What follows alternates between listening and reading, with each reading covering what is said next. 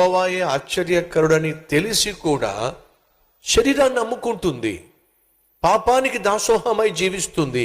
మరి నీ సంగతి ఏమిటి? అడుగుతున్నా, నీ సంగతి ఏమిటి?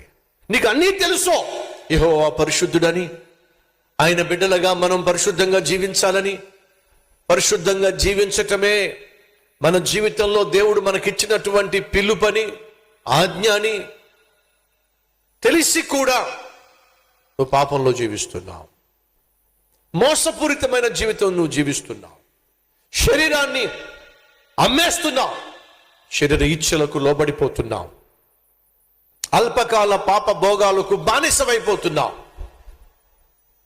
ఇలా ఎంతకాలం పాపిష్టివాడిగా పాపిస్తానిగా నువ్వు జీవిస్తావు?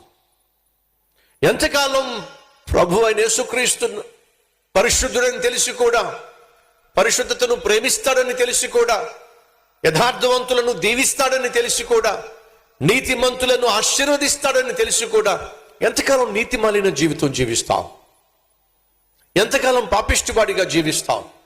ఎంతకాలం ఏదో ఒక పాపానికి బానిసగా, బందీగా జీవిస్తావు? ఒకసారి ఆలోచించు. ఆ రోజు ఆ వేశ్య ఓ మాట అంది, అయ్యా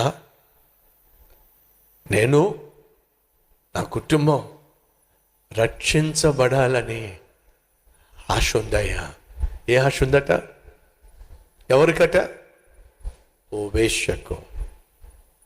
మాకు తెలుసు మేము నాశనం కాబోతున్నాం, మాకు తెలుసు మేము నశించిపోబోతున్నాం, కానీ నా గుండెల్లో ఒక ఆశ ఉంది. ఏమిటంటే, నేను, నా కుటుంబము రక్షించబడాలి ఆశ ఉంది.